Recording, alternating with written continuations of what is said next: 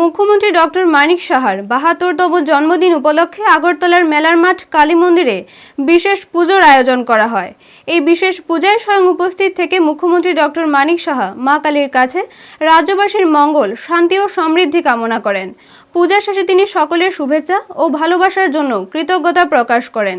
এদিন মুখ্যমন্ত্রীর জন্মদিন উপলক্ষে ৮ টাউন বরদোয়ালি মণ্ডলের পক্ষ থেকে তাকে আন্তরিক শুভেচ্ছা ও অভিনন্দন জানানো হয়। মণ্ডলের নেতৃবৃন্দ ও কার্যকর্তারা ফুলের তোড়া ও শুভেচ্ছা বার্তা দিয়ে মুখ্যমন্ত্রীকে সম্মান জানান এবং তার দীর্ঘায়ু ও সুস্বাস্থ্য কামনা করেন।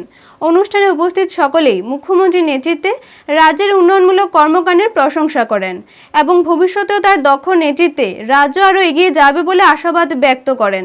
ধর্মীয় আচার অনুষ্ঠান ও শুভেচ্ছা বিনিময়ের মধ্য দিয়ে মুখ্যমন্ত্রী ডক্টর মানিক সাহার জন্মদিনটি সৌহার্দ্যপূর্ণ ও ভাবগম্ভীর পরিবেশে উদযাপিত হয়। ব্যুরো রিপোর্ট, নিউজ তৎকাল 24। আমরা অন্যান্য যেসব পার্টি বা অন্যান্য ব্যক্তিগতভাবে যেভাবে